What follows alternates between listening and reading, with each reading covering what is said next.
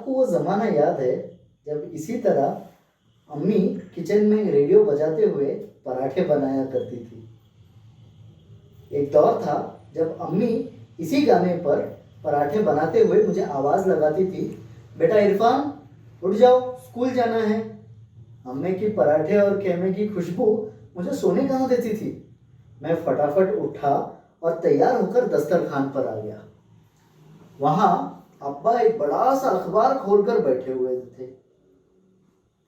अब्बा हर खबर पर अफसोस जताते थे। इतने में अम्मी की आवाज आती थी अंदर से, अजी सुनते हो, बच्चे तैयार हो गए हैं, आप भी तैयार हो जाओ। अब्बा को ये एक ताना था।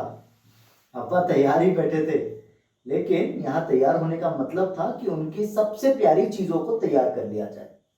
और उनकी दो ही प्यारी चीज थी, एक था मैं और दूसरा था उनका स्कूटर, 1970 का बजाज स्कूटर, जो जब सड़क पर खर खर पौं पौं करके चलता था तो सबके दिलों पर राज करता था। ये अब्बा के स्कूटर की आवाज हमें इतनी आदत हो चुकी थी कि उसे सुने बगैर हमें नींद ही नहीं आती थी। उस दिन अब्बा ने मुझे और मेरे बड़े भाईजान को अपने स्कूटर पर बिठाकर स्कूल छोड़ने का फैसला किया। उनके अब्बा के स्कूटर पर बैठकर मैं और मेरे बड़े भाईजान स्कूल पहुंचे। एक बार स्कूल पहुंच गए तो स्कूल में खेल रहे बच्चों को देखकर अब्बा कौन और स्कूटर क्या, मैं और मेरे बड़े भाईजान वहां खेल कूद में मशगूल हो गए कि तभी स्कूल की घंटी बजी और मास्टर जी आ गए। हम सब बस्ता लेकर भागे और स्कूल के कक्षा में बैठ गए। मास्टर जी अंदर घुसते ही आमतौर पे एक आध बच्चों को मुर्गा बना ही देते थे, लेकिन कुछ तो अजीब था उस दिन। मास्टर जी ने किसी को मुर्गा नहीं बनाया।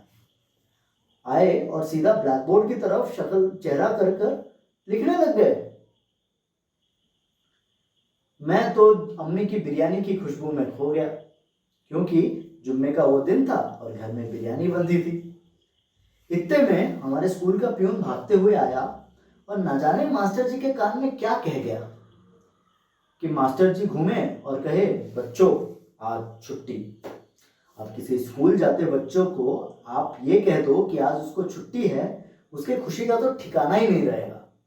मैं सीधा अपना बक्सा उठाया और भागा गेट की तरफ। गेट के पास पहुंचते देखा कि मेरे बड़े भाईजान कहीं दिख नहीं रहे।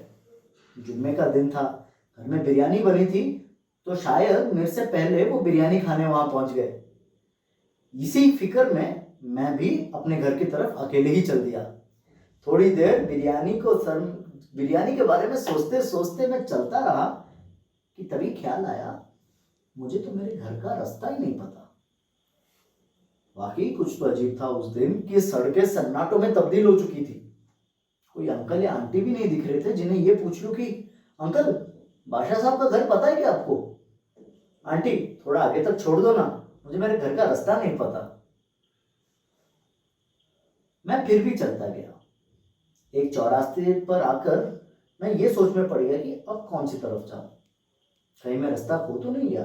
एक अजीब सा डर मेरे मन में पैदा होने लगा था कि तभी एक जानी पहचानी सी आवाज किसी सड़क के किनारे से आई, खर खर पॉम पॉम। ये तो अब्बा का स्कूटर था। मैं भागा उस आवाज की ओर। कभी इस गली से आ रही थी तो कभी उस गली से आ रही थी, कभी दाएं से कभी बाएं से, और कभी सीधे चलते का इशारा कर रही थी। मैं भागता गया, चलता गया, भागता गया, चलता गया, कभी दाएं कभी बाएं, कभी दाएं कभी बाएं।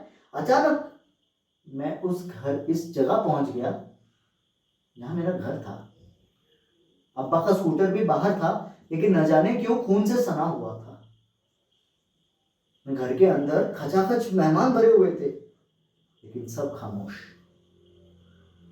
अम्मी भाईजान को बिरयानी मत देना, मुझे देना। मैं ये कह ही रहा था कि मैंने देखा अम्मी भी वहीं थी, तो न जाने क्यों मेरी चाची की गोद में पड़ी हुई थी। अब्बा भी वहीं थे, न जाने क्यों एक सफेद चादर लिए सोए हुए थे। मैं अब्बा के पास पहुंचा और कहा, अब्बा अस्सलाम वालेकुम। लेकिन अब्बा ने मेरे सलाम का जवाब नहीं दिया। हालांकि उन्होंने मुझे सिखाया था कि जब भी कोई अस्सलाम वालेकुम कहे तुरंत वालेकुम सलाम कहना।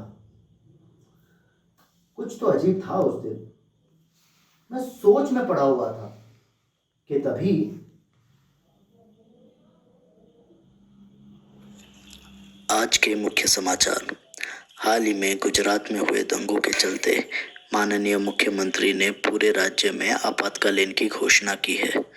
आप सभी से निवेदन है कि घर में रहे, सावधान रहे, सुरक्षित रहे।